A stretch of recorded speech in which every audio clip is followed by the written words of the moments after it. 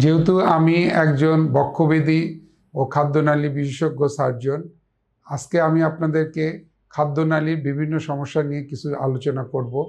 খাদ্যনালীর cancer এর ভিতর অন্যতম।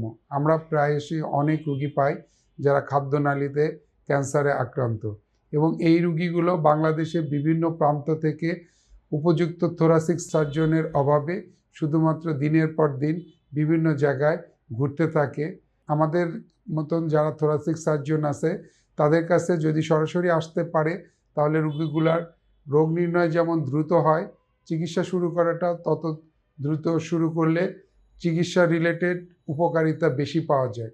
আমার ব্যক্তিগত অভিজ্ঞতা থেকে বলবো, বিগত দিনে আমি বিভিন্ন সময় বিভিন্ন বয়সের বিভিন্ন শ্রেণীর পেশেন্ট পেয়েছি, যেগুলো ঢাকা শহরে বিভিন্নভাবে ঘুরতে ঘুরতে অনেক দেরিতে আমার কাছে এসছে।